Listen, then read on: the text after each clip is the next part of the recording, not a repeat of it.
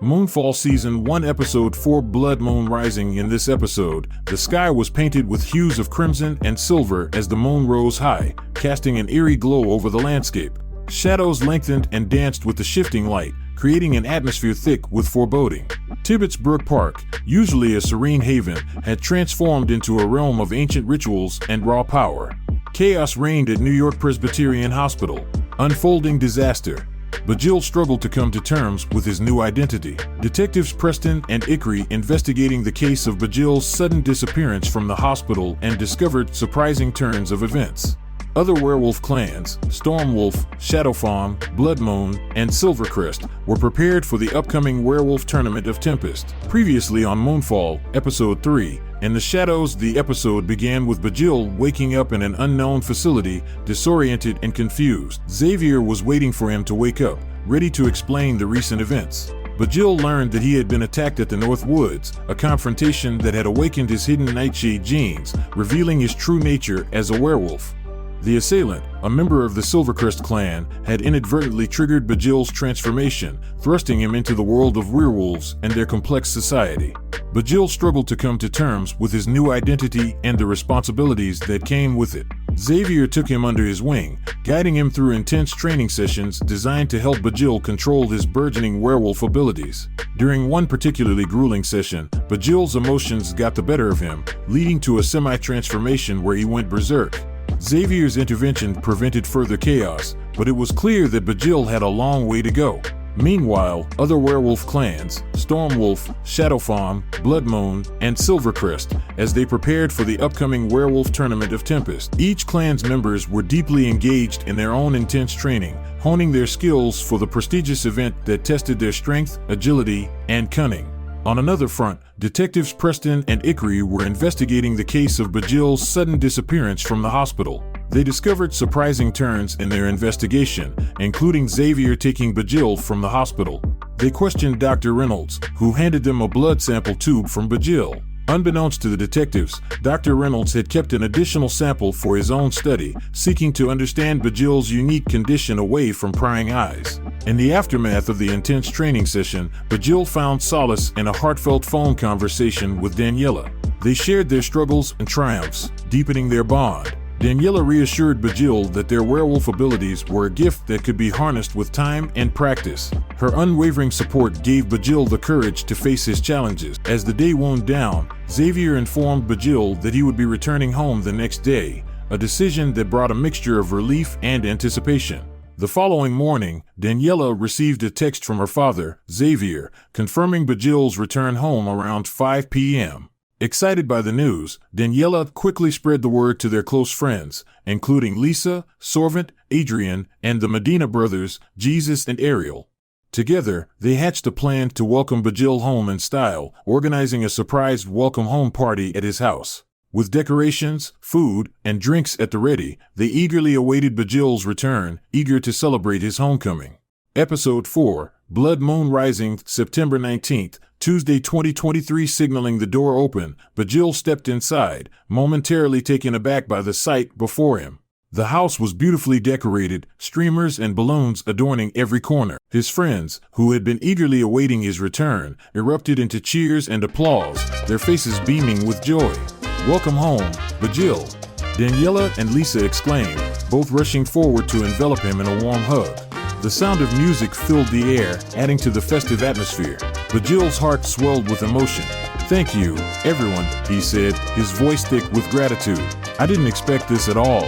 Lisa handed him a plate of food, with grilled burger, steak, drumstick chicken, green beans, and seasoned fries. She grinned from ear to ear. "We wanted to make sure you felt welcomed," she said. "You've been through a lot." Sorvent and Adrian clapped him on the back and gave him their secret handshake. The Medina brothers, Jesus and Ariel, joined in, their energy infectious as all their faces reflected the camaraderie they shared.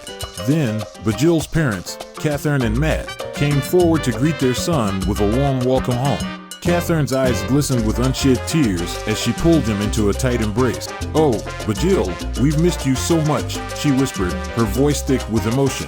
Matt clapped his son on the shoulder, his expression a mix of pride and relief. "It's good to have you back, Bajil," he said, his voice steady. "We've been so worried about you." Bajil hugged his mother tightly, feeling the warmth and comfort of her embrace. "I've missed you too, Mom, Matt," he replied, his voice filled with genuine affection. As the morning wore on, the celebration continued in full swing. Music played in the background, adding to the lively atmosphere. At one point, Daniela pulled Bajil aside, her eyes sparkling with excitement. "I'm so glad you're back," she said, her voice barely audible over the music. "How are you feeling?" Bajil smiled, his expression one of genuine relief. "Better," he admitted. "Training with Xavier was tough. I still have a lot to learn. All of this is new to me." "It still sounds so unreal." Daniela nodded. "All of this is very new to you. We discuss more about the werewolf community in private, and Lisa has been needing to talk to you as well, Bajil." After Daniela mentioned that Lisa needed to talk to him, Bajil felt a knot form in his stomach. He glanced over at Lisa, who was busy chatting with Sorvent and Adrian, her laughter bright and infectious. Despite the joyous atmosphere, he couldn't shake the memories of their last serious conversation, where they had navigated the complexities of their evolving relationship. The two of them had been friends for years, their bond gradually deepening into something more. But with the recent upheavals in his life, Bajil had been uncertain about what the future held for them. As he watched her now, he felt a mix of anticipation and anxiety. "Are you okay?" Daniela asked, noticing his distracted expression. Bajil nodded, tearing his gaze away from Lisa. "Yeah, it's just, there's a lot to process," he admitted. "Lisa and I talked about being more than friends before everything happened. I don't know where we stand now." Daniela gave him a sympathetic smile. "She cares about you, Bajil. After Lisa dropped the bombshell expressing her feelings to you, we all were at the Chinese restaurant. She asked you to be her boyfriend, and from what I can tell, she's been just as worried about you as the rest of us. Maybe it's time to clear the air." Bajil took a deep breath, feeling a surge of determination. "You're right. Thanks, Daniela." With a nod of encouragement from Daniela, Bajil made his way over to where Lisa stood. As he approached, she looked up and their eyes met. There was a moment of silence, a shared understanding passing between them. "Can we talk?" Bajil asked, his voice steady despite the turmoil inside. Lisa's smile faltered slightly, but she nodded. "Of course." They moved to a quieter corner of the house, away from the music and chatter. The weight of unspoken words hung between them, the air thick with anticipation. Bajil took a deep breath, gathering his thoughts. "Lisa, I've been thinking a lot about it, about what you said at the Chinese restaurant. Everything that's happened since then has been so overwhelming, and I haven't had a chance to really process it all." Lisa nodded, her eyes searching his face. "I understand, Bajil. You've been through so much. I just want you to know that I'm here for you, no matter what." "Thank you, Lisa. That means a lot to me. And actually, I've realized something important. Despite everything that's happened, being attacked, dealing with all these changes, I know one thing for sure. I care about you deeply, and I don't want to wait any longer to be with you. If you're still willing, I want to be in a relationship with you." Lisa's eyes widened in surprise, and then a radiant smile spread across her face. "Really, Bajil? Are you sure?" He nodded, feeling a sense of certainty. "Yes, I'm sure. I know it won't be easy, but I want us to be together. We face whatever comes our way as a team." Tears of happiness glistened in Lisa's eyes as she embraced him. "I care about you so much, Bajil. We'll take it one step at a time, together." They stood there for a moment, holding each other, finding comfort in their newfound commitment. The tension that had been building between them seemed to ease, replaced by a sense of mutual understanding and support. Across the room, amidst the lively atmosphere of the party, Daniela felt a twinge of curiosity. She couldn't help but focus on Bajil and Lisa, wondering what they were discussing so intently. With a subtle shift in her focus, she activated her enhanced werewolf hearing, allowing her to listen in on their conversation without drawing attention to herself. "I care about you deeply, and I don't want to wait any longer to be with you." Bajil's voice came through clearly, filled with sincerity and determination. "If you're still willing, I want to be in a relationship with you." Daniela's heart swelled with a mix of emotion. She felt a surge of happiness for her friend, but also a pang of envy at the clarity and certainty in his voice. It was a rare thing to find someone who understood and accepted you so completely. "Really, Bajil, are you sure?" Lisa's voice was tinged with surprise and hope. "Yes, I'm sure. I know it won't be easy, but I want us to be together. We face whatever comes our way as a team, Bajil replied, his words carrying a weight of conviction. As Daniela continued to listen, she felt a deep sense of pride in Bajil. He was embracing his feelings and taking a brave step forward, despite the tumultuous events that had upended his life. The conversation between Bajil and Lisa continued, filled with expressions of affection and mutual commitment. Daniela couldn't help but smile. Suddenly, she was brought back to the present as Sorvent approached her, a playful grin on his face. Hey, Daniela, why the serious face? It's a party, remember? She blinked, quickly shifting her focus back to the lively scene around her. Oh, just lost in thought for a moment, she replied, giving him a warm smile. You're right. It's time to enjoy the party. As the music played on and the celebration continued, Daniela kept an eye on Bajil and Lisa. Deep in thought, she found herself grappling with her own feelings. I like Bajil and Lisa, she mused to herself, and I want to be in a relationship with them. The realization was both exciting and daunting. Today was about celebrating Bajil's return. Returning to the party, Bajil and Lisa chose not to announce their new relationship just yet, opting to let the day unfold naturally. The atmosphere was filled with laughter and joy, the room buzzing with the energy of close friends reunited. Once Bajil rejoined the festivities, he grabbed a plate filled with food and settled down to eat. Sorvent, Adrian, Jesus, and Ariel soon gathered around him, eager to hear about what had transpired since he left the basketball game during halftime. So, what happened that day? Sorvent asked, his curiosity evident. You just disappeared, and we found you at Northwoods. It was crazy. Bajil took a deep breath, preparing to recount the events that had led to his unexpected peregrination. It all started after I was benched by Coach Steven again, he began. I was so frustrated and angry. I needed to clear my head, so I decided to go for a walk in Northwoods. As he spoke, the others listened intently, their expressions reflecting a mix of concern and intrigue. I didn't expect anything unusual, Bajil continued, but then I encountered something, or someone. It was an attack, and it wasn't human. It was like a nightmare come to life. Bajil paused, his voice faltering slightly. Before I could react, it was on me. It happened so fast. By the time I knew what was happening, I was already unconscious. The room fell silent, the gravity of his words sinking in.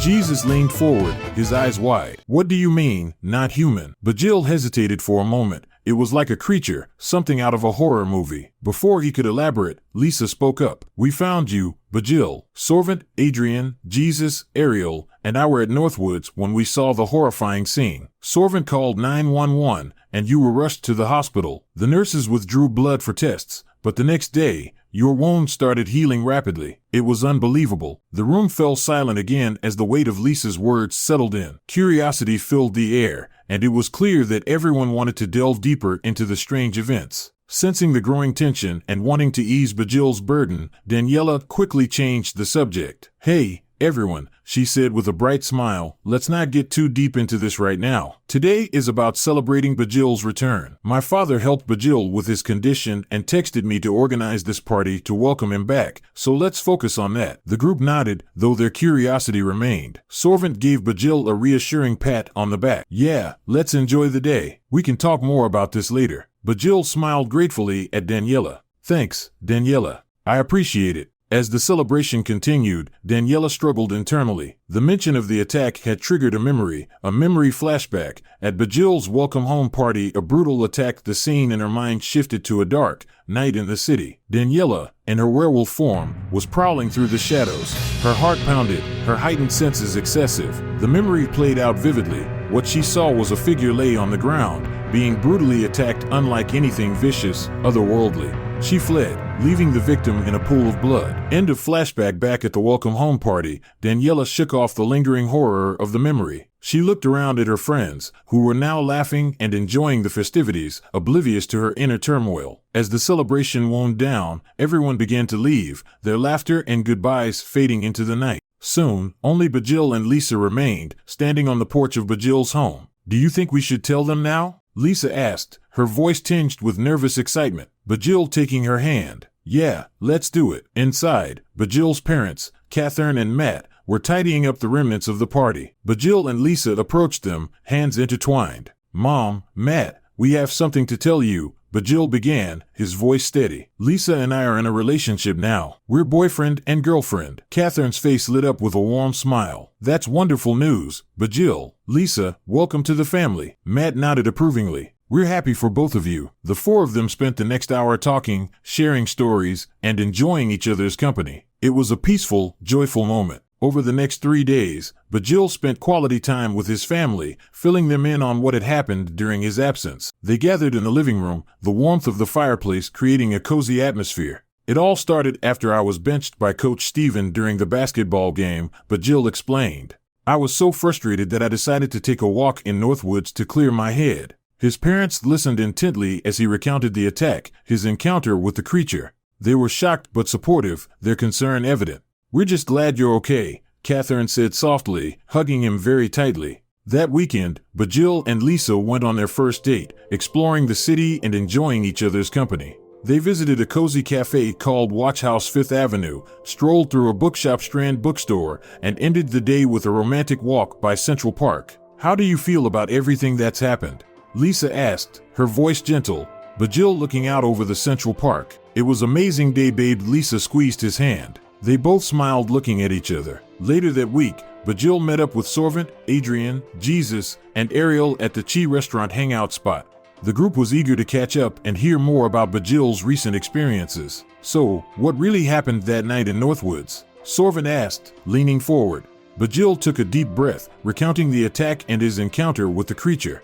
When the topic of his rapid healing came up, he smoothly changed the subject. Bajil said with a casual shrug, Hey, what happened at the basketball game that day? Coach Steven benched me again, and I was so frustrated that I left during halftime. Adrian raised an eyebrow but went along with the change. Yeah, we remember. Everyone was talking about it at Silver Moon High. Bajil grateful for the shift in conversation. Whole drama with the Silver Moon High versus Crossvale Academy. The game had to be canceled and rescheduled due to a student being attacked. Jesus chimed in, Yeah, Silver Moon High team was very upset of your absence, Bajil. The group began discussing the events at Silver Moon High, the earlier tension dissipating as they delved into familiar territory. They talked about the upcoming rematch game Silver Moon High versus Crossvale Academy School. In the following days, Daniela and Bajil sat in the cozy living room of her house. Before starting their training, the room was filled with warm, ambient light and adorned with various artifacts and books related to werewolf history lore.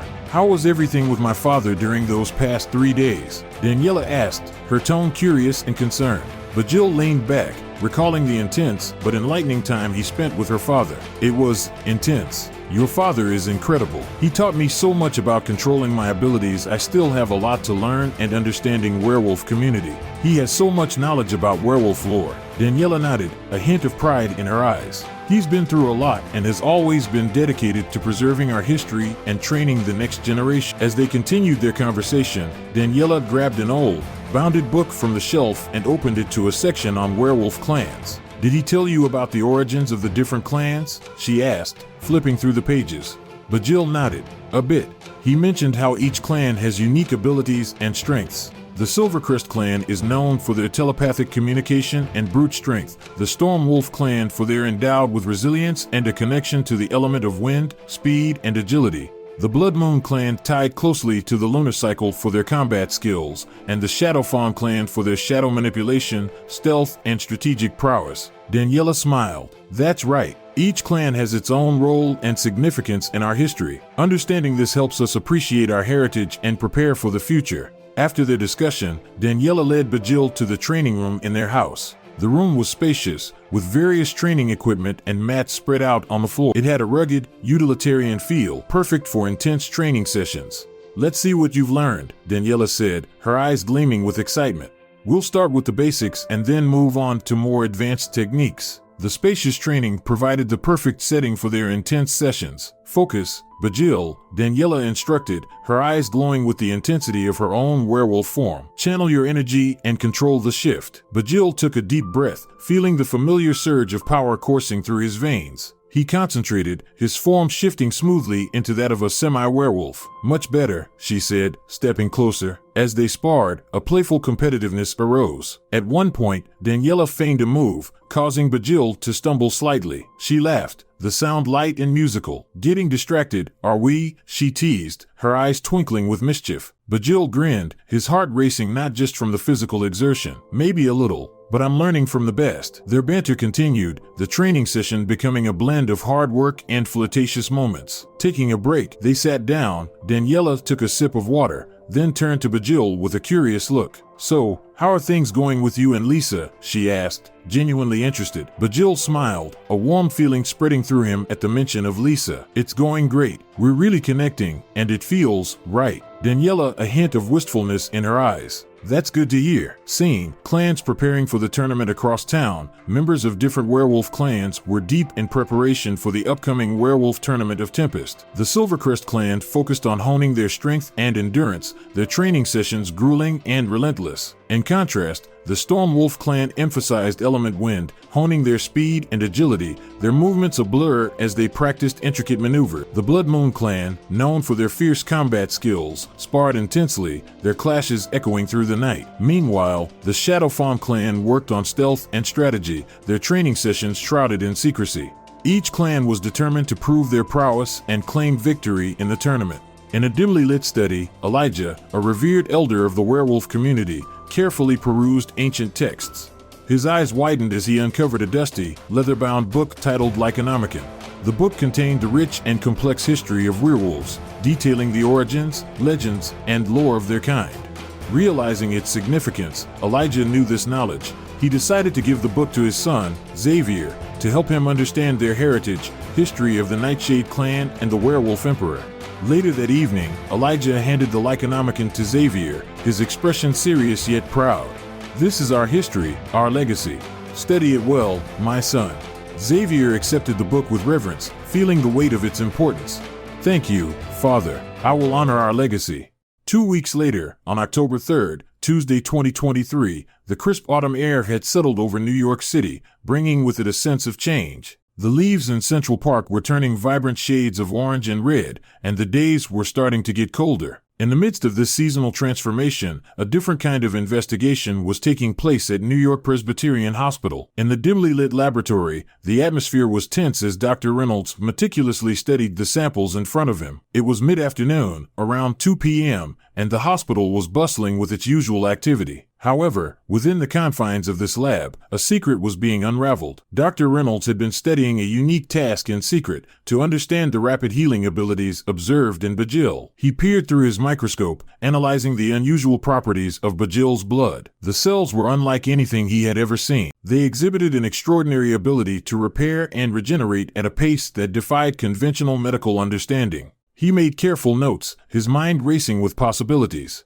Could this be a breakthrough in medical science? Or was it something far beyond human comprehension? The blood cells seemed to adapt and heal almost instantaneously, a phenomenon that suggested more than just a medical anomaly. As he continued his study, Dr. Reynolds couldn't shake off a sense of unease. The secrecy surrounding this research hinted at something much larger. He knew that revealing these findings could have far-reaching consequences, both for Bajil and potentially for humanity. Lost in his thoughts, Dr. Reynolds didn't notice the time passing. He was engrossed in the mystery of Bajil's blood, determined to uncover the secrets it held. Each discovery led to more questions, drawing him deeper into the enigma that was Bajil's rapid healing. As Dr. Reynolds delved deeper into his analysis of Bajil's blood, he made several startling discoveries. These findings revealed not only the mechanisms behind Bajil's rapid healing, but also hinted at a profound connection to the supernatural. 1. Regenerative enzymes. Dr. Reynolds discovered a unique set of enzymes in Bajil's blood that were responsible for the rapid healing. These enzymes worked at a molecular level to repair damaged tissues almost instantaneously. Unlike typical human enzymes, these had an extraordinary efficiency and resilience, able to withstand conditions that would denature normal enzymes. 2. Cellular adaptability.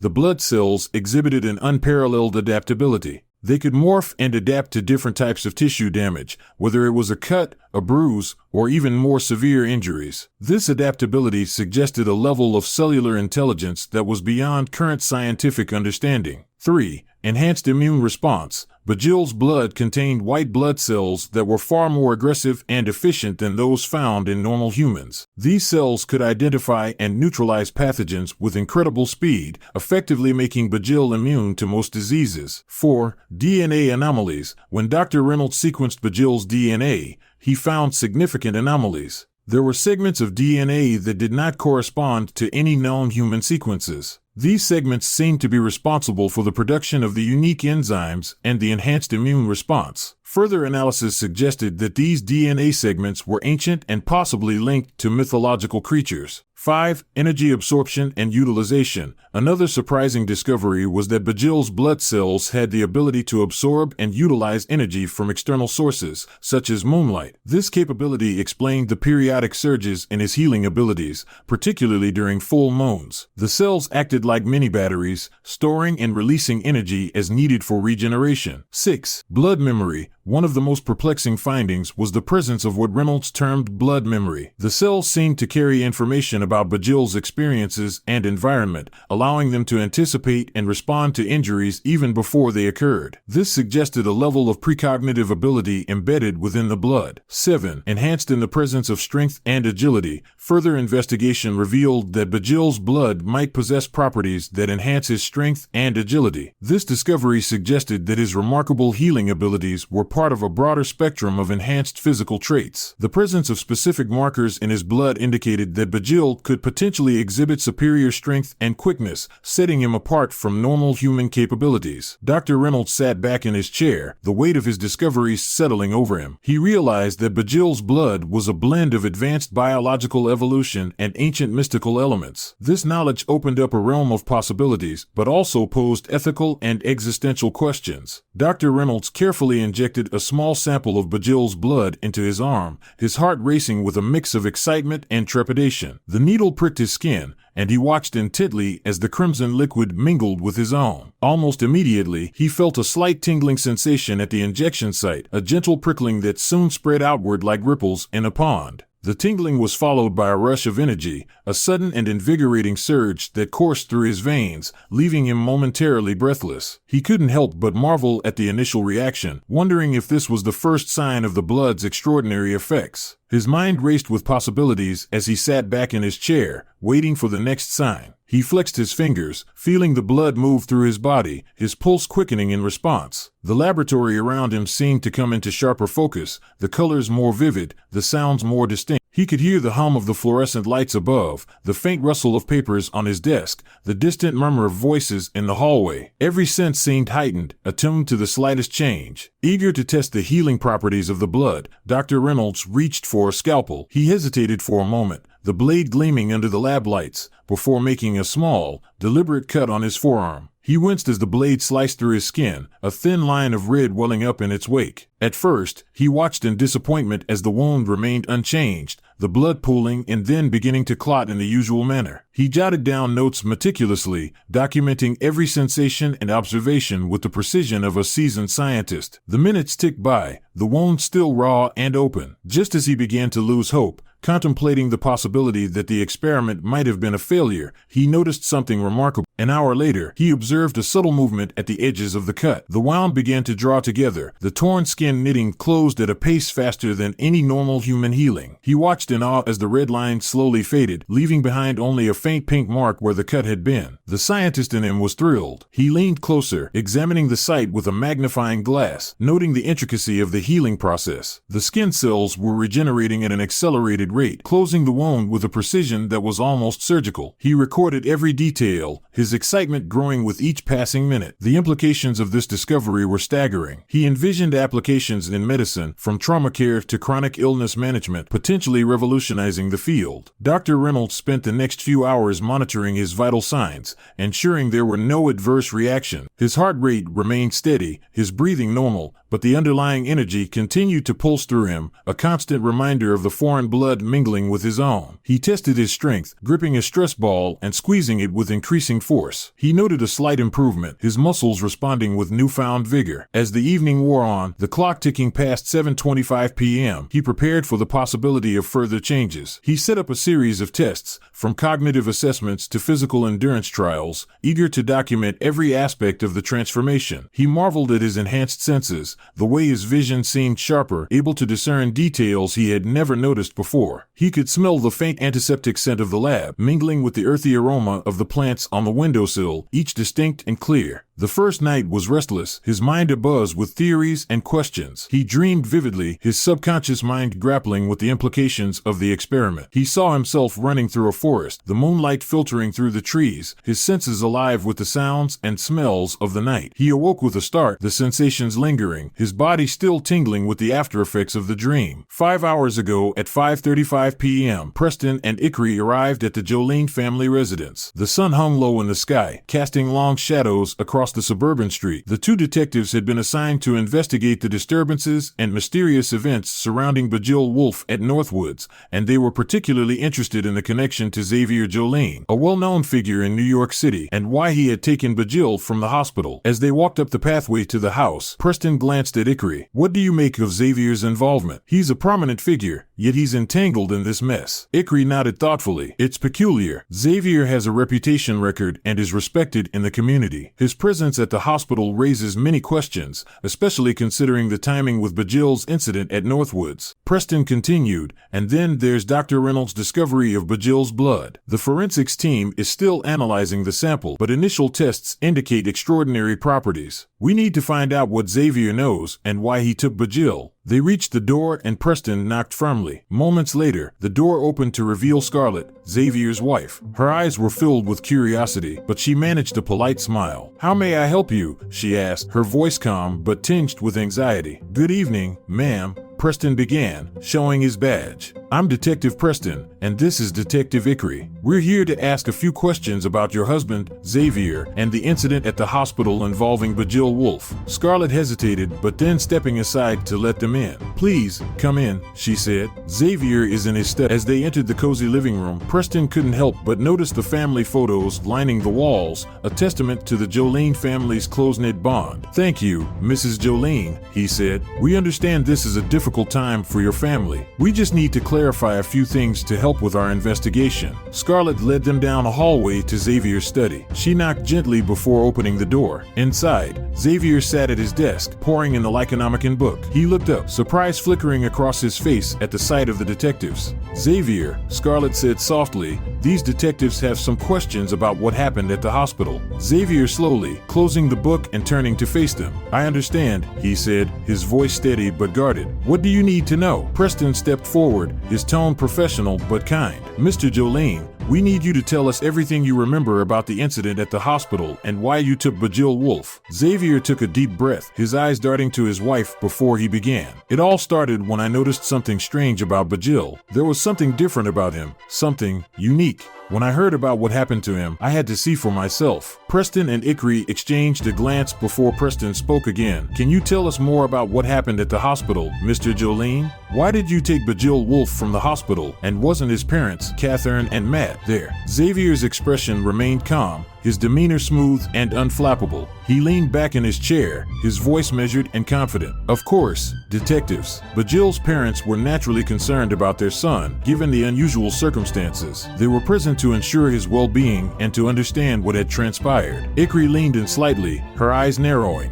"And why did you decide to take Bajil from the hospital?" Xavier smiled, a hint of charm in his expression. "As I mentioned earlier, Bajil exhibited some extraordinary characteristics that intrigued me. When I observed his rapid healing, I felt it was imperative to conduct further examinations in a controlled environment where I could ensure his safety and understand these anomalies better." Preston interjected, "Taking him from the hospital without proper authorization is a serious matter, Mr. Jolene. Are you able to explain your decision?" Xavier nodded, maintaining his composed demeanor. "I understand your concern, Detective. However, my primary goal was Bajil's safety. The hospital environment, while generally safe, was not equipped to handle his unique condition. I had the necessary resources and expertise to ensure his well-being and delve deeper into the nature of his abilities." Preston and Ikri exchanged another look, sensing Xavier's confidence and smooth deflection of their probing questions. Ikri pressed on, "You mentioned earlier that Bajil's condition was different. Can you elaborate on what you mean by that?"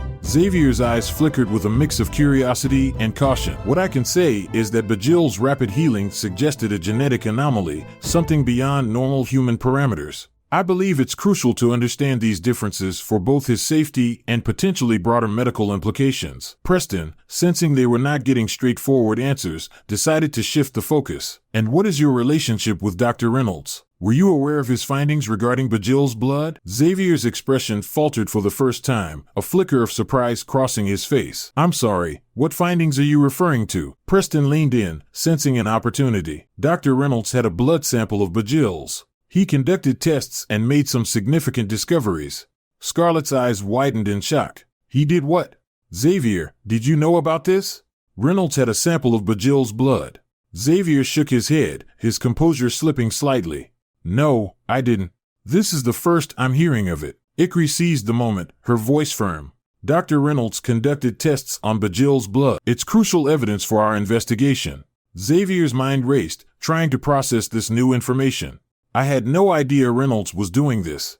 This could be vital. Preston nodded, the tension in the room palpable. Thank you for your cooperation, Mr. and Mrs. Jolene. As the detectives prepared to leave, Scarlett's worry was evident. Scarlett glanced at the detectives, then focused her gaze on Xavier. In his mind, he heard her voice, clear and urgent. Xavier, what does this mean for Bajil and the werewolf community? Xavier squeezed her hand, his expression calm.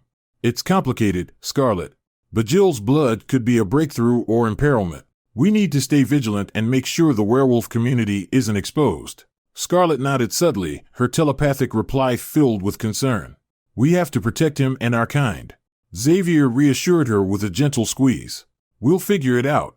Together, the detectives might get to the bottom of this. We definitely make sure they won't know of the werewolf's existence. As the detectives left the Jolene residence, the sun had dipped below the horizon, casting long shadows that stretched across the New York street. The air was thick with tension and the lingering questions from the detectives' visit. Xavier closed the door, his mind racing with the implications of what they had learned.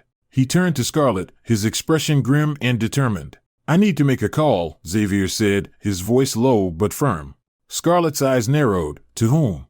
To KG, Xavier replied, reaching for his phone. Scarlett's brow furrowed in confusion and worry. The leader of the Stormwolf clan? Why bring them into this? Don't we have enough members to handle this ourselves? Xavier, taking a deep breath. He knew this decision would not sit well with his wife, but he also understood the gravity of their situation. Scarlett, we're dealing with something far bigger than we anticipated. The detectives are closing in, and Dr. Reynolds has possibly made significant discoveries about Bajil's blood. Scarlett crossed her arms. You think bringing another clan into this will help? It could complicate things even more. He acknowledges her concerns. Stormwolf Clan KG and his people are experts in gathering information and staying undetected. Scarlett sighed, her shoulders slumping slightly. She trusted Xavier's judgment, but the involvement of another clan brought risks of its own. All right, but you need to be careful. KG isn't someone to be taken lightly. Xavier gave her a reassuring smile. I know. I'll handle it. He stepped into his study, closing the door behind him. The room was dimly lit, the only source of light coming from the lamp on his desk. He dialed KG's number. After a few rings, a deep gravelly voice with a distinctive New York accent answered. Xavier, it's been a while, KG said, his tone a mix of curiosity and caution. KG, Xavier replied, there's a situation involving particularly person, Bajil Wolf.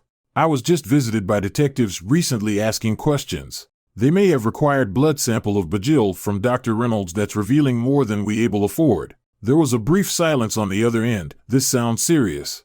What exactly do you need from us? I need you to tell the detectives, Preston and Ikri, Xavier explained. Find out if they have Bajil's blood sample and gather any information. KG let out a low chuckle. Xavier, for the safety of our kind, we'll do it. I'll send a few of my best trackers. Thanks KG, much appreciated, Xavier said. KG replied, voice serious. Oh, by the way, gather intel on Bajil. Seems he might have an unknown gene, something not quite like any werewolf we've seen before. Xavier's eyes widened in surprise. Yeah, some of our sources picked up on it. Whatever's in Bajil's blood, it's different. Could be a new type of werewolf or something else entirely. All the more reason to keep this under wraps. How did you come across this information, KG? What do you know so far? Xavier's voice was taut with inquisitiveness. KG responded, his tone heavy with urgency. Our sources have been closely monitoring unusual activities around the Northwoods area ever since Bajil's incident. We've discovered something extraordinary. Bajil's blood contains an unknown gene, one that doesn't appear in any of our records or databases. It's as if his blood holds traits that we've never encountered before. Scarlett, who was listening intently, her enhanced hearing picking up every word of the conversation. Outside from study hall, what exactly have you found out? Give me all the details. KG voice becoming even more intense. From what we've gathered, Bajil's blood has abilities that are markedly different from those of the 4 major werewolf clans we've encountered. His blood cells exhibit a unique set of DNA markers, which suggest he might be part of an ancient lineage, possibly even predating our known clan. It's something much more profound. Xavier had suspected something was different about Bajil, but this confirmation from KG was staggering. An ancient lineage? Are you saying Bajil could be part of a different breed werewolves predating our known clans? KG's voice was grim but steady. Exactly. Xavier, KG, whatever more information you find, keep it confidential. We'll discuss everything during the Werewolf Clan Leader Summit, October 20th, 2023, 8 p.m. Eastern Standard Time, Hut-On Restaurant, private event. Understood, Xavier. I'll keep you posted, KG replied before ending the call. Xavier sat back in his chair, trying to process the magnitude of what he had just learned. Moments later, Scarlett walked into the study room, her eyes wide with shock. An ancient lineage? What's going on, Xavier? Xavier looked up at his wife, his expression serious. Scarlett, sit down. We need to talk. Scarlett took a seat, her face filled with concern. Tell me everything. Xavier sighed, gathering his thoughts. Scarlett, this goes deeper than we ever imagined. Dr. Olivia, Alicia the head nurse, my father Elijah, and I discovered that Bajil has a unique werewolf gene called Nightshade. It's unlike anything we've seen before and suggests he might be part of an ancient lineage. But it's not just Nightshade. Bajil also carries the Silvercrest gene. Scarlett's eyes widened. Silvercrest? But that's our clan's bloodline. How did he get mixed genes? Xavier nodded. Exactly. Someone from our own clan triggered his dormant abilities. From what I've gathered, Bajil was attacked by one of our own, which set everything into motion. Scarlett's expression turned to shock and confusion. Why? Xavier reached over and picked up the ancient book he had been studying before the detectives arrived. This is the Lyconomicon. When we discovered Bajil's unknown gene, my father, Elijah, explained its significance. It's the werewolf history book. According to it, the Nightshade clan was once led by a powerful emperor who ruled over all werewolf clans. They were thought to be extinct, their lineage lost to time. He opened the book and flipped through the worn pages, stopping at an illustration of the Nightshade clan emblem. The Nightshade clan was known for their extraordinary abilities. They could heal rapidly, enter a frenzied state known as Berserk, and had other unknown abilities mentioned in this book. If Bajil carries their gene, it means their bloodline survived, hidden for centuries. Scarlett leaned in, her curiosity piqued. And you think Bajil might be the key to something bigger? Xavier nodded. Yes. Bajil's unique combination of genes could be the key to unlocking powers we've only read about. If the Nightshade gene is as powerful as the Lyconomicon suggests, and it's mixed with the Silvercrest gene, we're looking at a new breed of werewolf, one that could change everything we know about our kind. He closed the book and looked into Scarlett's eye. KG and his team are gathering information discreetly. We need to understand what we're dealing with and keep this under wraps. If these detectives study Bajil's blood or test it on themselves, it could put others in danger and threaten our entire community. Scarlett nodded slowly, absorbing the weight of her husband's words. We need to protect our community and ensure our world remains hidden. Preston and Ikri left Jolene's residence, their expressions tinged with annoyance. The interview had been long and arduous, with Xavier deftly deflecting their questions and revealing little. As they walked to their car, Ikri glanced at Preston, her frustration evident. Can you believe how evasive he was? She muttered, shaking her head. Preston sighed, rubbing the back of his neck. Yeah, he was a tough nut to crack. We'll need to dig deeper. Just as they were about to get into the car, Preston's phone rang. He glanced at the screen, recognizing the number from the NYPD Forensics Laboratory. It's the lab, he said, answering the call. Detective Preston here. This is Dr. Martell. A voice crackled through the line, urgent and excited. Detective, we've found something unusual in the blood sample you sent over. There are unknown genetic markers present. You need to come to the lab at 150-14, Jamaica Avenue, Queens, New York, 11432, as soon as possible to have a look. Preston exchanged a look with Ikri, who raised her eyebrows. We're on our way, he replied, ending the call. Let's head to Queens. It sounds like they found something big. The detectives drove through the bustling streets of New York City, their minds racing with the possibilities of what the lab might have uncovered. Meanwhile, in a secluded part of the city, KG and the Storm-Wolf members gathered in their hideout. The room buzzed with energy and anticipation. KG had just gotten off the phone with Xavier, the weight of their conversation lingering in the air. KG turned to Stephen Gwynn, the clan's tech expert. Stephen, I need you to hack into the NYPD database and find out the detectives' whereabouts. Julian and DeMac need to track them and gather information. We need to know what they know. Stephen nodded, his fingers already flying across the keyboard. Got it, KG. Give me a few minutes. The room fell silent as Stephen worked, the tension palpable. Within moments, he pulled up the information on his screen. They're headed to the NYPD Forensics Laboratory in Queens. Looks like they found something in Bajil's blood. KG's eyes narrowed. Julian, DeMac, you two get on it. Follow them and report back with any intel you gather. Julian and DeMac, quickly moving out. The stakes had never been higher, and they were determined to uncover the truth behind Bajil's mysterious genetic markers. Preston and Ikri drove intense, the weight of the new information about Bajil's blood hanging heavy between them. Each was lost in their thoughts about what it could mean as they made their way toward the NYPD Forensics Laboratory at 150-14, Jamaica Avenue, Queens, New York, 11432. In a shadowy alleyway, Julian and DeMac moved with predatory grace. Their enhanced senses picked up on the faint trail left by the detectives, guiding them like invisible breadcrumbs through the city's labyrinthine streets. Julian, with a wolfish grin, turned to his companion. They're about 15 minutes ahead of us. We'll catch up before they reach the lab. DeMac, with a serious demeanor, nodded. We need to be cautious. We can't afford to be seen. As they continued their pursuit, their heightened abilities allowed them to move swiftly and silently, evading the notice of any passers-by. They leaped from rooftop to rooftop, their movements fluid and precise, like shadows in the night. Inside the car, Preston glanced at Ikri. You think this is just some wild goose chase? Ikri shook her head. No, there's something here. We just need to figure out what it is before anyone else does. By 7:45 p.m., Preston and Ikri arrived at the NYPD Forensics Laboratory. They parked the car and made their way to the building, unaware that Julian and DeMac were watching from a nearby rooftop. Julian's eyes narrowed as he observed the detectives entering the lab. We need to get inside and find out what they know about Bajil's blood. DeMac grunted in agreement. I'll handle the security system. You get us inside. With a plan in place, Julian and DeMac descended from their vantage point and approached the lab side entrance. DeMac's fingers danced over the keypad, disabling the security system in seconds. They slipped inside, moving through the shadows like phantoms. Inside the lab, Preston and Ikri were greeted by Dr. Martell, a serious-looking woman with sharp features and piercing eyes. She led them to a secure room where the analysis of Bajil's blood was being conducted. Dr. Martell pointed to the monitor displaying complex genetic data. We've discovered unknown genetic markers in Bajil's blood. These markers don't match any known genetic profiles. It's like nothing we've ever seen before. Preston leaned in, his brow furrowed. What does it mean? Dr. Martell sighed. It's hard to say.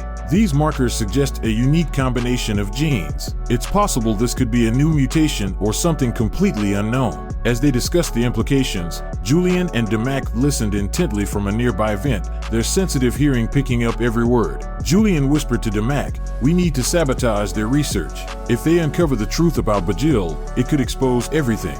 DeMac nodded. I'll take out the power. You grab the data. With a silent agreement, DeMac made his way to the building's electrical room while Julian slipped into the lab. He moved with practiced ease, avoiding detection as he approached the computer terminals. Just as he began to download the data, the lights flickered and went out, plunging the room into darkness. Martell cursed under her breath. What the hell?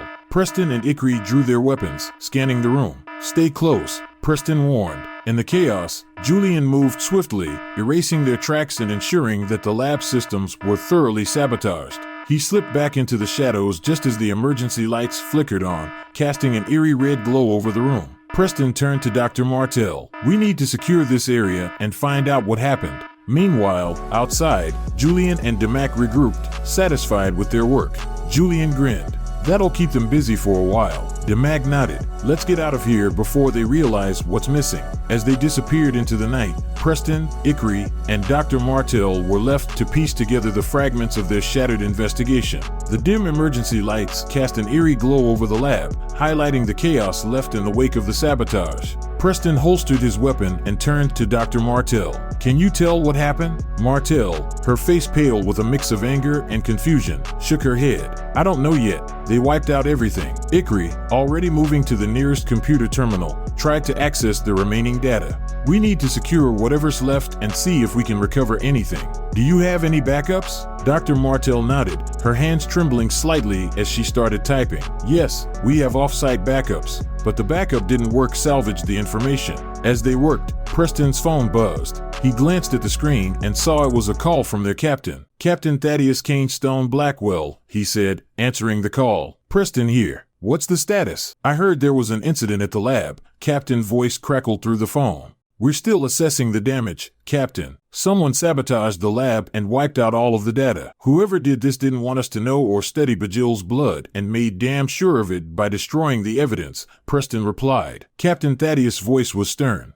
"Get whatever you can and report back to the station. This investigation just took a major turn, and we need to figure out who's behind this." Preston ended the call and relayed the message to Ikri and Dr. Martell. "We need to work quickly. The Captain Thaddeus wants us back at the station with whatever we can recover." Meanwhile, across the city, Julian and Damac regrouped at a secluded hideout located in the basement of an abandoned warehouse on the Brooklyn waterfront at 75 Van Dyke Street, Brooklyn, New York. 11231. The place was a perfect cover, with its dilapidated exterior hiding a sophisticated underground base equipped with the latest technology. KG was already there, waiting for their report. Julian handed him a flash drive. "We got the data, but we had to sabotage their systems to cover our tracks. It should keep them busy." KG plugged the flash drive into a master-built high-tech PC and began reviewing the files. His expression hardened as he read through the data. "This confirms what we suspected. Bajil's blood has markers we've never seen before. This is an unknown werewolf gene, not in any of our databases."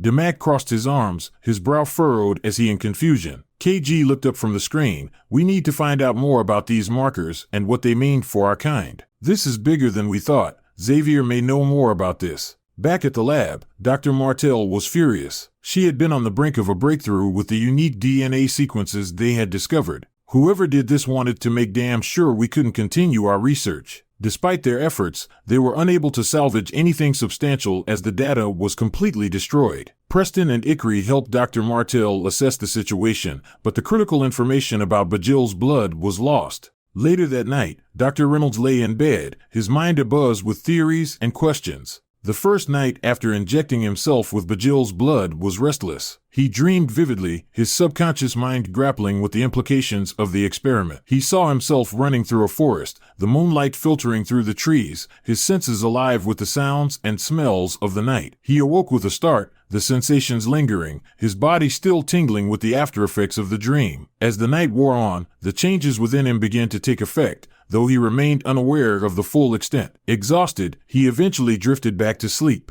The following morning at 7:30 a.m., October 4th, Wednesday 2023, Bajil's friends returned to Silvermoon High after 2 weeks away following the incident at Northwoods. Before the first period began, Bajil met his girlfriend, Lisa, in the lunchroom, where they sat eating breakfast together. "How are you feeling about being back?" Lisa asked, her eyes filled with concern and warmth. Bajil smiled slightly, taking a bite of his food. "It's good to be back. Feels almost normal." As they chatted, Daniela joined them, her presence bringing a sense of calm to the group. They chit-chat, enjoying each other's company. Daniela: "Hey, guys. Good to see you both." Lisa: "Good to see you, Daniela. Do you have any plans for the weekend? Maybe we could all hang out." Lisa, always playful, gave a little hint of flirting towards Daniela. Daniela raised an eyebrow, her lips curving into a smirk. "Are you asking me out, Lisa?" Bajil chuckled, watching the exchange with amusement. "Careful, Lisa. Daniela might take you up on that." Lisa grinned, her eyes twinkling. "Well, who wouldn't want to spend time with the two of you? We could hit up Hudson Yards Mall." Daniela laughed. "All right, count me in. It's been a while since we all hung out together." After finishing their breakfast, the trio got up to walk outside the lunchroom. Suddenly, Bajil was hit or shoved hard by Dominic as he walked past the group. "Thanks for messing up the basketball game," Dominic sneered. "Now we have to reschedule the game." Lisa immediately stepped forward, defending Bajil. "Back off, Dominic. It wasn't his fault." Bajil felt a surge of anger, his eyes starting to glow slightly. Daniela noticed and quickly intervened,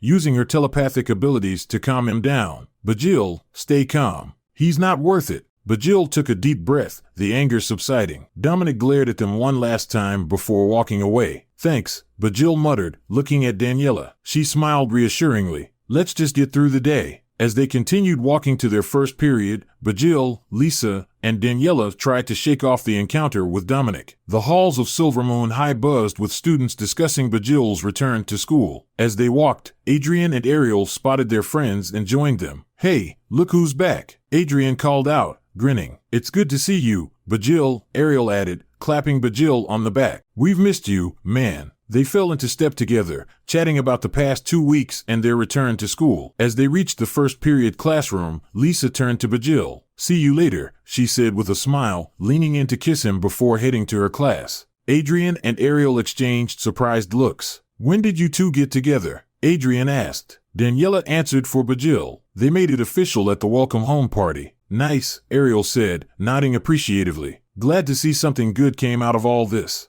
Bajil, Daniela, and Ariel made their way to history class, where they took their seats as Mr. Anderson began his lecture on pantheons. Despite trying to focus, Bajil felt a lingering tension. The voices in the classroom seemed too loud, and he rubbed his temples, struggling to concentrate. Daniela, sensing his discomfort, reached out telepathically. Are you okay? Bajil nodded slightly. Yeah, just a headache. I'll be fine. You seemed off in class, Daniela said softly, concern etched on her face. Are you sure you're okay? Bajil forced a smile. I'm fine. Just need to get back into the swing of things. The morning classes dragged on, and Bajil found it increasingly difficult to keep his focus. The bell finally rang, signaling the end of the period. As they gathered their things, students began to shuffle out of their classrooms. Daniela, Bajil, and Ariel met outside of class in the hallway. Ariel noticed Bajil's distracted demeanor and asked, "Everything okay, man? You look out of it." Bajil shrugged, doing his best to play it off. Yeah, just a rough morning. As they discussed Bajil's condition, a sudden movement caught his eye. His werewolf senses kicked in, and with lightning-fast reflexes, he caught a flying basketball just inches from his back. He turned to see Zach standing a few feet away, smirking. Almost got you, Zach said, his tone dripping with sarcasm.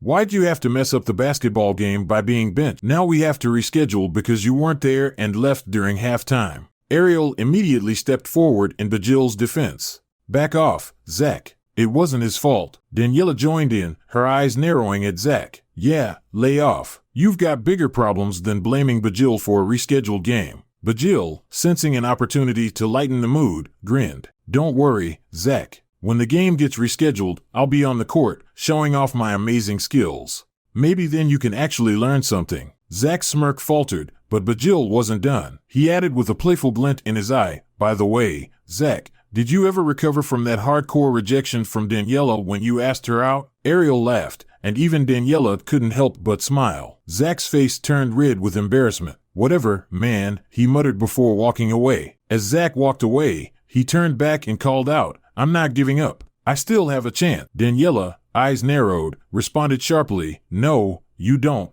Zach. You'll never have a chance with me. There's someone else who catches my interest, someone who's a real man, not a kid. The group heard a huge laugh from behind them. Adrian and Sorvin had caught up, having seen the whole scene unfold. That was kinda harsh, Daniela, Adrian commented, a smirk on his face. Sorvin, adding with a grin, yeah, I don't think his ego can take much more of this. Poor guy just can't catch a break. Daniela shrugged, her expression unapologetic. I don't give a fuck. Don't continue to chase a woman who isn't interested in you or shows no interest. Zach, hearing this, clenched his fists and walked away without another word, his face a mix of anger and humiliation. Adrian laughed. Seriously, though, Zach should take a hint. It's like watching a train wreck in slow motion. Sorvin chimed in, maybe he'll finally get it now. I mean, rejection's tough, but at some point, you gotta move on. During that same morning, Reynolds woke up feeling different. He lay in bed for a moment, his body heavy with an unfamiliar sensation. It wasn't just fatigue, it was as if every cell in his body was vibrating with a new kind of energy. He pushed himself up and swung his legs over the side of the bed, feeling the cool floor beneath his feet more acutely than ever before. He made his way to the bathroom, his movements slow and deliberate. Each step felt like a revelation, his muscles responding with a precision and strength that was both exhilarating and unsettling. He looked at himself in the mirror, blinking in disbelief at the changes he saw. His physique, though subtly altered, bore the marks of increased definition. His muscles seemed more pronounced, his skin tighter and healthier. But it was his eyes that captured his attention the most. They glinted with an unnatural light, a sharpness that hinted at something beyond human.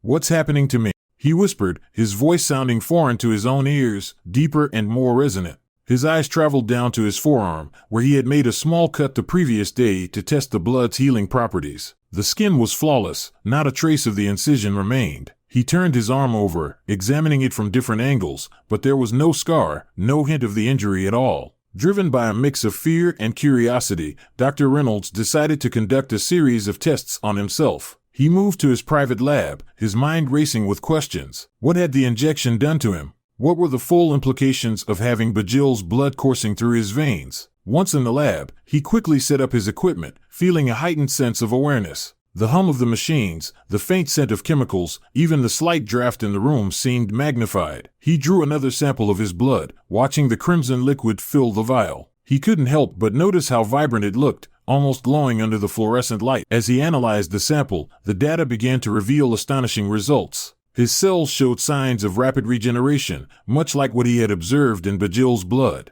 The enzymes responsible for healing were active at an unprecedented level, suggesting that his body could repair itself from injuries at an extraordinary rate. His heartbeat quickened as he continued the analysis. The genetic markers that had puzzled him in Bajil's blood were now present in his own. These markers were unlike anything in known medical science, hinting at a hybridization of human and something else, something ancient and powerful. Reynolds felt a surge of exhilaration mixed with fear. The transformation wasn't just physical, it was altering him on a molecular level. He wondered what other abilities might manifest. Enhanced strength, agility, senses? To test his newfound abilities, he decided on a simple experiment. He picked up a scalpel and made a shallow cut on his palm, wincing at the initial pain. He watched in awe as the wound began to close almost immediately, the skin knitting itself back together in a matter of seconds. The pain faded, replaced by a tingling sensation that spread through his hand. "This is incredible," he murmured, flexing his hand, "but also terrifying."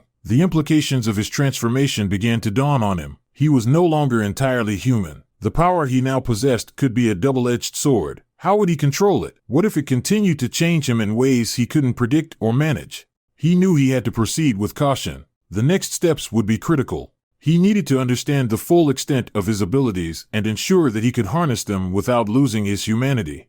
The thought of reaching out to others crossed his mind, but he quickly dismissed it. This was too dangerous, too uncertain to involve anyone else at this stage. Determined to keep his discovery a secret, Dr. Reynolds moved to the bathroom to start his day. He turned on the shower, letting the hot water cascade over his body. As he lathered up, his mind raced with thoughts of how to continue his research without arousing suspicion. Stepping out of the shower, he brushed his teeth, his reflection in the mirror showing a man both changed and determined. He dressed in his usual work attire, the familiar routine grounding him as he planned his day. He needed to avoid the lab for a while, at least until he could figure out how to work around Luciana. Dr. Reynolds left his apartment, the brisk morning air invigorating him as he made his way to the subway. His mind was a whirlwind of plans and precautions. He couldn't afford to let Luciana suspect anything. She was too cunning, too opportunistic. She was always watching, always waiting for a chance to exploit any weakness. As the subway rumbled through the city, he considered his options. He needed to find a place to continue his research away from prying eyes. Luciana was not just a colleague, she was a constant thorn in his ass. He knew she harbored a twisted sort of interest in him, not for who he was but for what he could offer her ambitions. Walking into the hospital, Dr. Reynolds felt a familiar mix of excitement and dread. He greeted a few colleagues with polite nods, making his way to the lab. He had to maintain his usual routine to avoid raising any suspicions. As he walked through the hallway, he was stopped by a few colleagues who noticed something different about him. "Hey, Reynolds, you've been working out or something," one of his co-workers, Dr. Alaric Voss, asked, eyeing his more defined physique. "Yeah, you look different," another colleague, Dr. Felicity Morneau, chimed in, giving him a curious look. Caught off guard, Reynolds forced a smile. Yeah, I've been hitting the gym a bit more lately. Thought it was time for a change."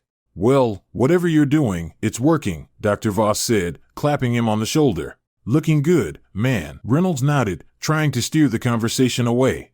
"Thanks, appreciate it. Anyway, I've got a lot of work to catch up on.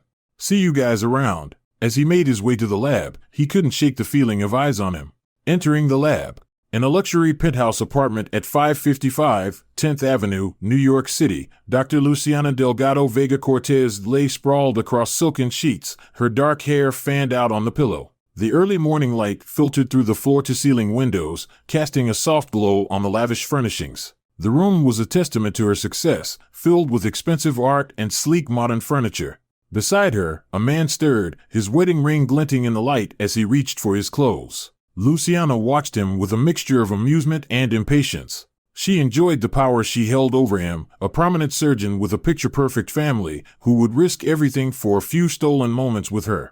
But as much as she enjoyed these illicit liaisons, they were beginning to bore her. "Time to go, darling," she purred, her voice dripping with faux sweetness. "Wouldn't want your wife to start wondering where you are." He gave her a guilty look, but she simply smiled, relishing his discomfort. As he dressed hurriedly, Luciana slipped out of bed and wrapped herself in a silk robe, her mind already shifting to the day's plans. Luciana's life was one of contradictions. By day, she was a respected doctor at New York Presbyterian Hospital, known for her sharp intellect and unyielding ambition. By night, she reveled in her vices, using her beauty and charm to manipulate those around her. Her colleagues at the hospital saw her as a brilliant but insufferable presence, her relentless drive and condescending attitude grating on their nerves. One such colleague was Dr. Reynolds, who had the misfortune of sharing a lab with her. While he was focused on groundbreaking research, Luciana seemed more interested in climbing the social ladder and maintaining her status. She often undermined his work, taking credit for his ideas and belittling his achievements. After her lover had slipped out, Luciana took her time getting ready. She luxuriated in a long, hot shower, the steam rising around her as she thought about the day ahead. As she dressed, she selected a designer dress that clung to her curves, accentuating her figure. She knew how to play the game, using her looks to her advantage. Stepping out of her apartment, Luciana was the picture of confidence. She hailed a taxi and gave the driver the address of the hospital. As the city rushed by, she mentally reviewed her schedule, plotting her moves like a chess master. Arriving at New York Presbyterian Hospital, Luciana strode through the halls with a purposeful gait. She nodded curtly to the nurses and interns who greeted her, barely acknowledging their presence. Her mind was always on the next step, the next conquest. Luciana's day was filled with meetings, patient consultations, and strategic networking. She navigated the hospital's politics with ease, always looking for ways to advance her position. Her colleagues tolerated her because they had to, but behind closed doors, they referred to her as the snake. In the lab, she found Dr. Reynolds hunched over his microscope, deeply engrossed in his research. She couldn't resist the opportunity to disrupt his focus. "Good morning, Dr. Reynolds," she purred. "Busy day ahead?" He forced a smile. "Always. How about you?" "Oh, you know, the usual," she said, her eyes gleaming with interest. "What exciting projects are you working on today?" "Just the usual research," he replied casually, moving to his workstation. "Nothing out of the ordinary." Luciana's smile widened. "Well, if you need any help, you know where to find me. I'm always willing to lend a hand." Meanwhile, at Silver Moon High, the atmosphere was charged with a mixture of tension and excitement. After Zach's humiliation by Daniela, Bajil and his friends made their way to their next classes. The group dispersed, heading to their respective rooms, with Bajil, Lisa, and Daniela sharing the same art class during the third period. The art room was a sanctuary of creativity, with sunlight streaming through the windows and illuminating the various sculptures and paintings scattered around. As they settled into their seats, Bajil couldn't help but notice the playful exchange of glances and smiles between Lisa and Daniela. During the class, the students were assigned to sketch a still life arrangement. Bajil watched as Lisa and Daniela worked side by side,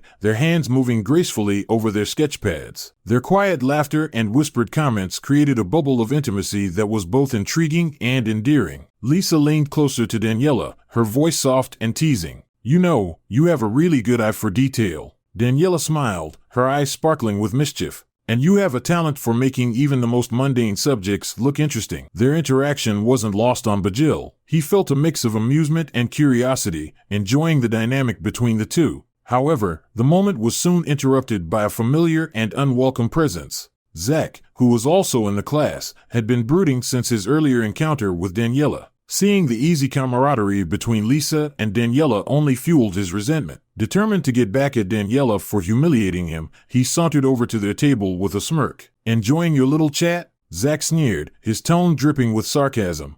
Guess it's easy to act tough when you've got your friends around. Lisa's eyes flashed with anger as she stepped in front of Daniela. Back off, Zach. Haven't you had enough for one day? Zach's smirk widened, his gaze shifting between Lisa and Daniela. Oh, I'm just getting started. Before the situation could escalate further, the art teacher, Ms. Harper, noticed the commotion. She was a no-nonsense woman with a sharp eye and a commanding presence. Zach, Lisa, what's going on here?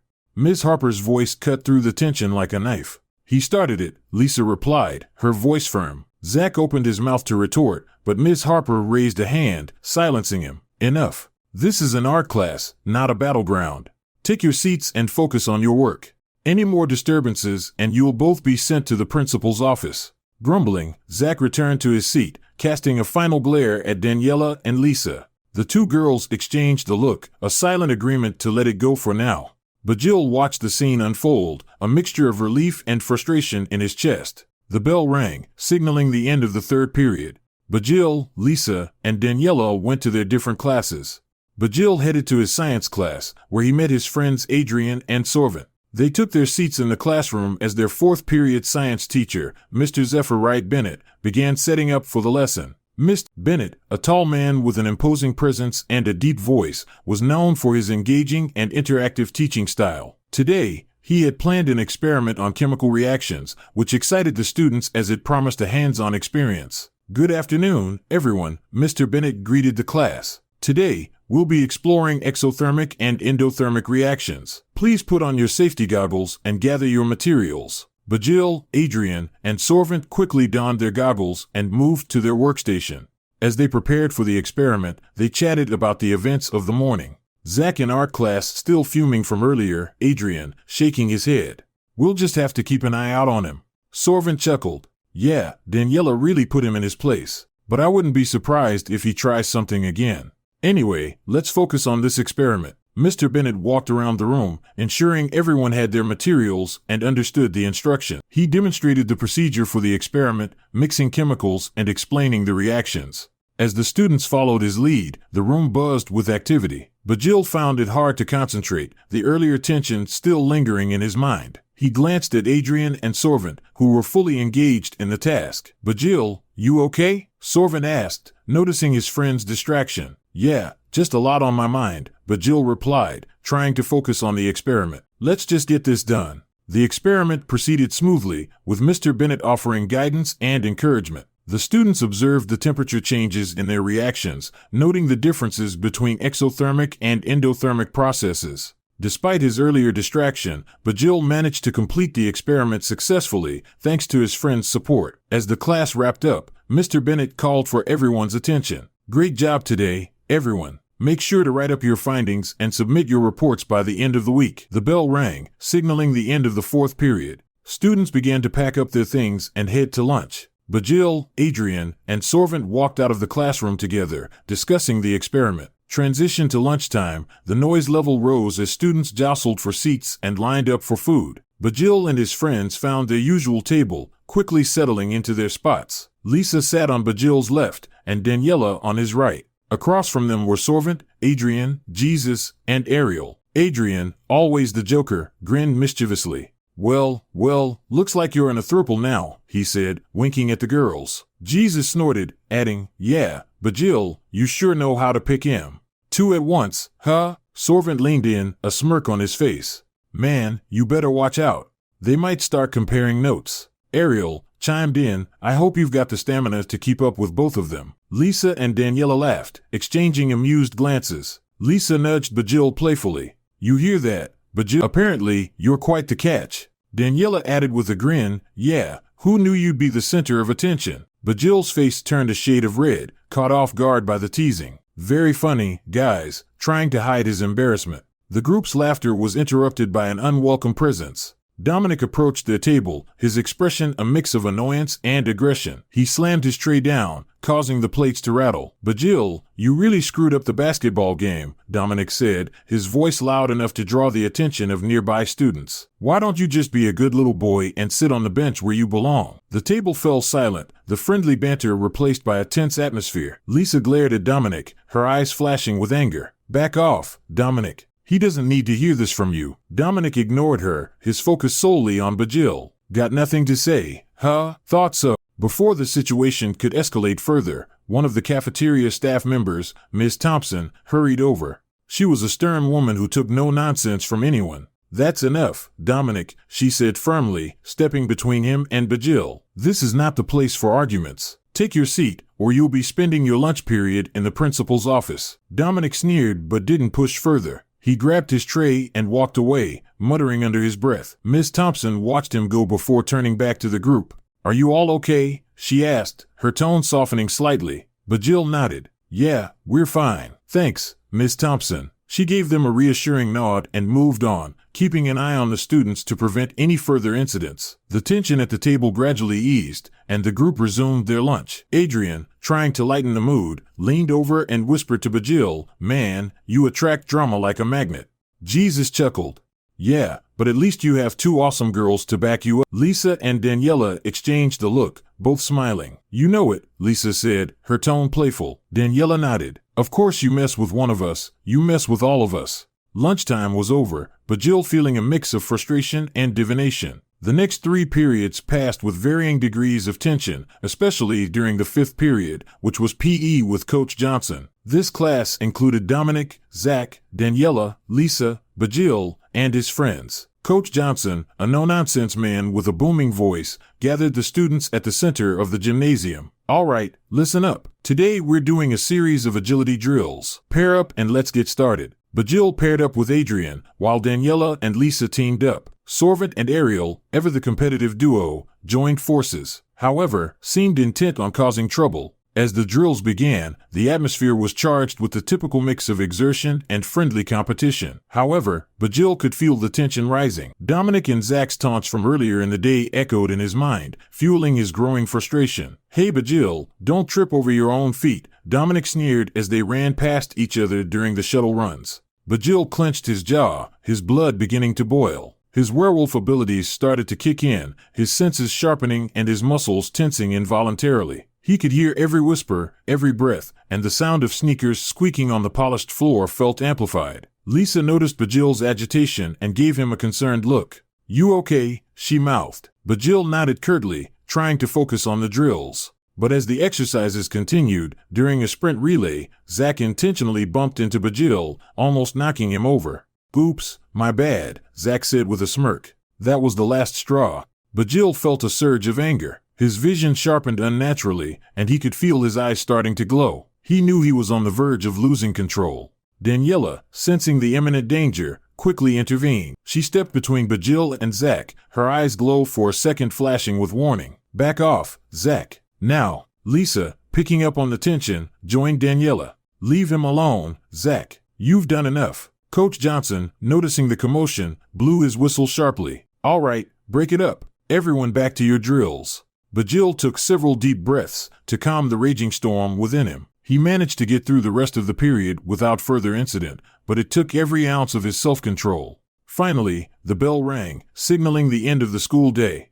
Bajil breathed a sigh of relief and hurried out of the classroom, eager to escape the day. He found his girlfriend, Lisa, waiting for him outside. She smiled warmly as she approached, her presence a welcome comfort after the stress of the day. Lisa looked at him with concern. Hey, how was the rest of your day? She asked. Bajil, are you sure you're okay? Slipping her hand into his. You've been really tense today. Bajil forced a smile. Yeah, just a rough day. Could have been better. Just glad it's over. Let's get out of here. As they waited for Daniela to join them, they discussed their plans to go to Hudson Yards Mall. Bajil was looking forward to spending time with Lisa and Daniela, hoping it would help him relax. However, as they chatted, Bajil suddenly felt another surge of energy. His vision sharpened again, and he could feel his eyes starting to glow. Panic set in as he realized he couldn't control the transformation. He turned away from Lisa to hide his face. Are you okay? Lisa asked, her voice filled with worry. She reached out to touch his arm, but he pulled away.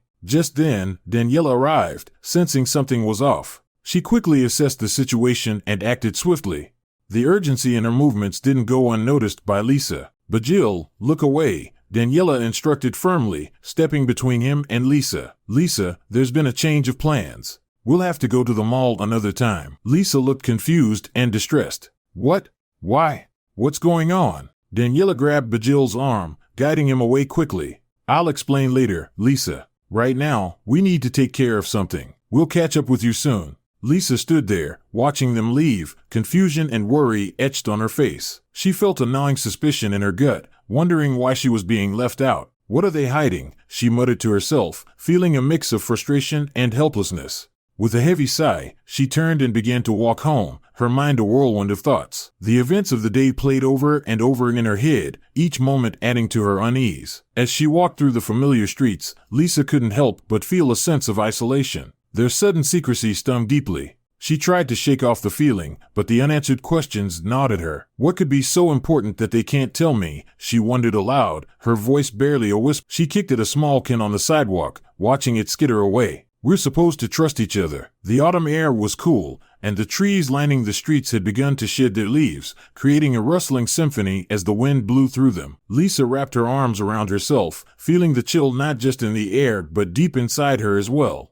As she neared her house, Lisa's mind continued to race. She thought about Bajil's strange behavior, the way his eyes seemed to glow with an otherworldly light, and Daniela's urgent need to get him away from the school. Something was happening, something big, and she was being kept in the dark. Why wouldn't they tell me? She thought again, frustration boiling within her. She clenched her fists. What secrets are they hiding from me? Lisa reached her front door and paused, taking a deep breath to steady her. She knew she couldn't confront them right now, but she vowed to find out the truth. Whatever they were hiding, she would uncover it. As Daniela and Bajil moved swiftly away from the school grounds, Daniela kept a firm grip on Bajil's arm, steering him toward a secluded area. His breathing was ragged, and she could feel the heat radiating from his skin. Bajil, you need to stay calm, Daniela said in a low, urgent voice. Focus on your breathing. We can't let this happen here. Bajil nodded, closing his eyes and trying to regulate his breathing. The glowing in his eyes dimmed slightly, but he could still feel the raw energy coursing through his veins. I'm doing my best, Daniela, but it's hard. I don't know what's happening to me.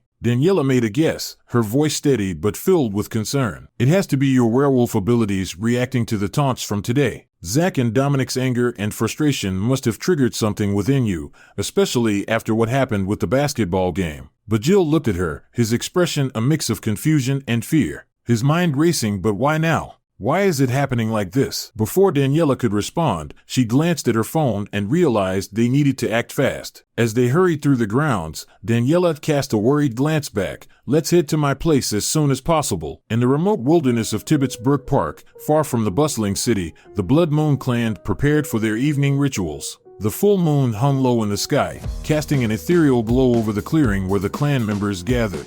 Seraphina Bloodmoon, the clan's leader, stood at the center of the clearing, her crimson eyes surveying her clan with pride.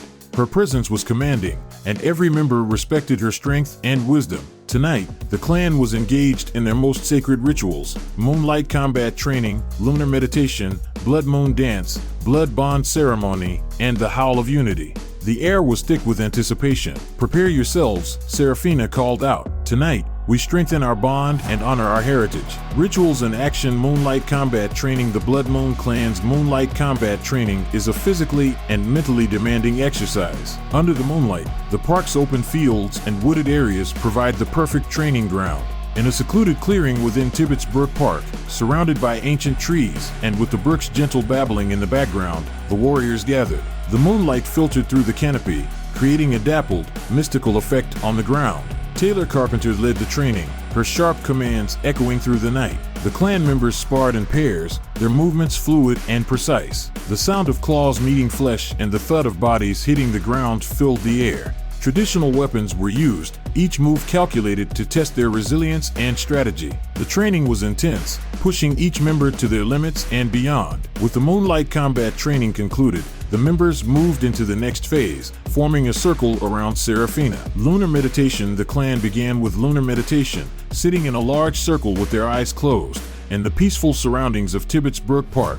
The moonlight reflected off the water, adding a magical glow. Seraphina guided the meditation, her voice calm and soothing. Their breathing synchronized with the gentle flow of the brook. The moonlight felt warm and nurturing, filling them with a sense of peace. They focused on their breathing, feeling the energy of the moon fill their bodies. Some saw visions of their ancestors, while others felt a profound connection with nature. The meditation lasted for an hour, leaving the members rejuvenated. Blood Moon Dance next. They transitioned into the Blood Moon Dance. The clan members gathered in an open field. A large bonfire roared in the center of the clearing, casting flickering shadows on the dancers. The rhythmic movements and ancient chants created a powerful, mesmerizing atmosphere. The dance was a celebration of their heritage and a way to channel the moon's energy, strengthening their bond as a clan. The dance was a blend of acrobatic leaps, spins, and coordinated steps that symbolized the unity and strength of the clan. Each movement told a story of battles won and ancestors honored. The air was thick with the scent of burning wood and the sounds of chanting and drumming. The dance reached its peak as the clan members leaped over the flames, symbolizing their bravery. Blood Bond Ceremony. Following the dance, it was time for the Blood Bond Ceremony,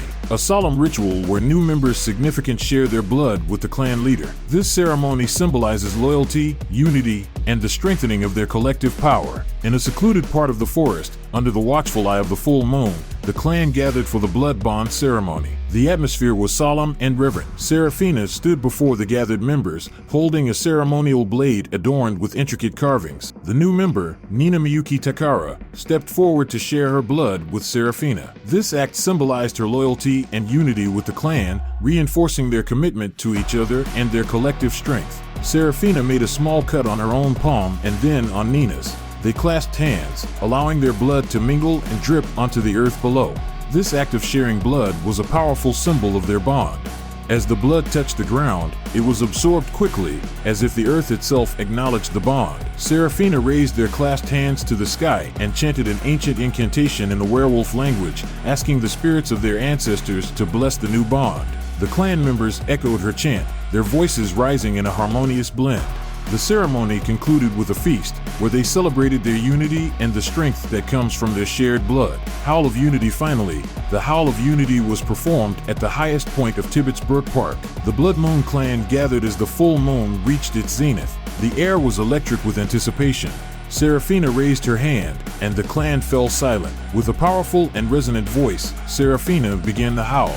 One by one, the clan members joined in, their howls merging into a single, harmonious chorus that echoed through the night. The sound was both haunting and beautiful, a testament to their unity and power. The Howl of Unity signified that the Blood Moon clan stood strong, ready to face any challenges. As the howls faded, the members felt a deep sense of connection to each other and their ancient lineage. Late at night on October 4th, Wednesday 2023, at 9 p.m. Eastern Standard Time, the scene shifted to the New York Presbyterian Hospital. The waning gibbous moon cast its pale light over the city, bathing everything in an eerie glow. Dr. Reynolds sat in his lab, feeling an inexplicable energy thrumming through his veins. The sensation had been growing stronger throughout the day, and he could no longer ignore it. The clock on the wall ticked away, its sound magnified in the silence. The waning gibbous moon hung low in the sky, its pale light filling the room with an otherworldly glow.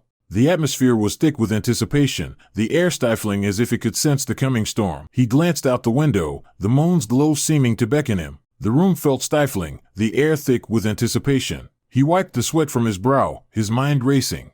Dr. Luciana Delgado Vega Cortez, ever the thorn in his side, was working late, her presence an aggravating reminder of the obstacles he faced. She was lingering in the lab, her condescending remarks and invasive questions grating on his nerves. Reynolds did his best to ignore her, focusing instead on the task at hand. Reynolds, Luciana's voice broke through his concentration. Don't you think it's time you called it a night? You look exhausted. He forced a smile, masking his irritation. I'm fine, Luciana. Just a few more tests. She lingered a moment longer, her sharp eyes scanning the lab, before finally taking the hint and leaving. Suit yourself. But don't say I didn't warn you, she said with a smirk, disappearing down the hallway. Reynolds breathed a sigh of relief, grateful for the moment of peace. This was his chance to study Bajil's blood privately and peacefully without prying eyes. He wiped the sweat from his brow, his mind racing with thoughts of discovery. Dr. Luciana Delgado Vega Cortez, working late along with a few other staff members, was in the area. As the night wore on, the clock struck 10 p.m., and a sharp pain pierced through Reynolds' chest, causing him to double over in agony. His body convulsed, muscles bulging and shifting beneath his skin. He tried to stifle a scream, but a guttural growl escaped his lips instead. What is happening to me? Reynolds whispered, his voice strained. His senses heightened, and the world around him became unbearably vivid. He could hear the heartbeat of a mouse skittering across the floor, smell the people in the building, and feel every pulse of blood in his veins. His bones cracked and reshaped, his hands elongating into claws. The pain was excruciating. Dr. Luciana and a few other staff members heard the commotion and rushed to where Reynolds was. They arrived just in time to witness a sight beyond their comprehension. Reynolds' eyes, glowing with a feral light, locked onto them. His transformation was complete. He was no longer entirely human. A primal, uncontrollable beast had taken over. Luciana and the staff members took a step back, their faces a mix of shock, confusion, and fear. "Reynolds, get a grip," Luciana shouted, but it was too late. The werewolf within him roared, a sound that echoed through the corridors of the hospital. Luciana's and the staff members' eyes widened in horror as the creature lunged at them, claws slashing through the air. The lab descended into chaos. Equipment was overturned, glass shattered, and the walls were smeared with blood. Dr. Reynolds, now fully transformed, was a force of nature. His rage was uncontrollable, his strength unstoppable. He tore through the lab, attacking anything and anyone in his path. Luciana tried to flee, but Reynolds was too fast. He cornered her, his claws glinting menacingly in the moonlight. With a swift, brutal swipe, he ripped her apart, blood spraying across the walls. The other staff members screamed and tried to escape, but the werewolf's fury knew no bounds. He tore into them with savage brutality, his claws slashing through flesh and bone. One by one, they fell, their bodies ripped apart and bloodied, the floor slick with uncontrollable rage. The chaos in the lab was overwhelming. Alarms blared, and the sterile environment was transformed into a scene of carnage. Dr. Reynolds, now fully transformed into a werewolf, was lost to the primal instincts that had taken over. His senses were overwhelmed by the scent of blood, driving him to continue his rampage. As he moved through the hospital, destroying equipment and tearing apart anything in his path, his once colleagues lay scattered, their lifeless bodies a testament to his uncontrollable power. The beast within him reveled in the destruction, its growls and roars echoing through the corridors. Outside the hospital, security personnel and medical staff, alerted by the noise and alarms, gathered in tense clusters, their faces pale with fear and confusion. They exchanged worried glances, unsure of what had transpired within the lab, but knowing it was something beyond the unknown. The growls and sounds of destruction that had seeped through the halls. One of the braver security officers, a seasoned veteran named Officer Kieran Malik, stepped forward. "We need to know what's going on in there," he said, his voice steady despite the fear in his eyes. He motioned for his team to follow, their weapons drawn and ready for whatever horrors lay behind those halls. As Officer Bryce Chen-Lee, another member of the security team, voiced his concerns. "Say what? Are you out of your mind? We should call the police for backup or have them call in SWAT." Officer Nolan Reeve added, "Yeah, Kieran, whatever's in there sounds like it could eat us for breakfast." Literally. Kieran Malik gave a quick, decisive nod. "We're trained for emergencies, and we can't wait for backup. Bryce, Nolan, stay close and be ready for anything." The three officers moved cautiously down the hallway, the flashing lights of the alarm casting eerie shadows on the walls. As they approached the lab, the sounds of chaos grew louder, the roar of the beast, the crashing of equipment, and the occasional terrified scream. The three officers encountered the creature in the hallway, their eyes widening in surprise and a mix of emotions at the unknown sight before them. The creature stood amidst the wreckage, his eyes glowing with a feral light. His hulking form was covered in fur, his claws sharp and glistening with blood. Bryce, his voice shaking, muttered, "You've got to be kidding me. What the hell is that thing?" Nolan, trying to maintain some semblance of humor, whispered back, "Definitely not part of the standard security training." "Kieran, say no shit, Sherlock." The werewolf turned its head towards them, its eyes narrowing. It let out a menacing growl and then charged. The officers opened fire, the sound of gunshots echoing through the hallway. The bullets seemed to have little effect, only making the creature angrier. The werewolf lunged at Bryce, biting his neck severely torn open in a brutal attack. Bryce screamed in agony, blood pouring from his wounds. Kieran and Nolan kept firing, but their bullets merely grazed the werewolf's thick hide. Bryce's screams grew fainter as he collapsed to the floor, clutching his neck. "Fall back.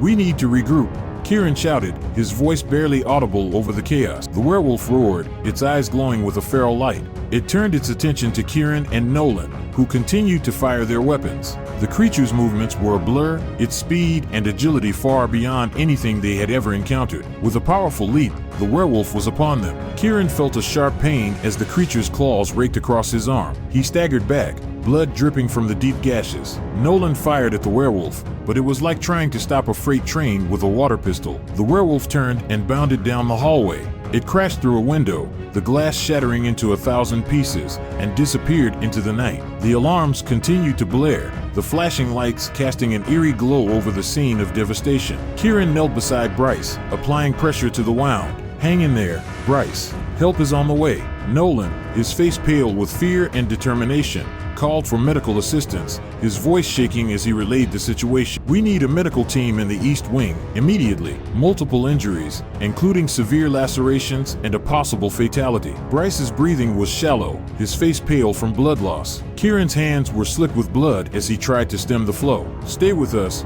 Bryce," he urged, his voice choked with emotion. Medical personnel arrived, their faces masks of grim determination. They quickly assessed Bryce's condition and began administering first aid. The tension in the air was palpable as they worked to stabilize him. Outside the shattered window, the night was eerily quiet. The werewolf was gone, but its presence lingered, a dark shadow over the hospital. Inside, the staff moved with urgency, trying to restore order and care for the injured. Kieran and Nolan exchanged a look, their faces etched with exhaustion and fear. "What the hell just happened?" Nolan asked, his voice barely above a whisper. "I don't know," Kieran replied, his voice grim. "But we need to find out. This is far from over. The ultimate fate of the security team uncertain, and the true extent yet to be fully revealed." The hospital was a place of chaos and fear, the events of the night leaving everyone on edge. The question remained, what would happen next? Secret revealed.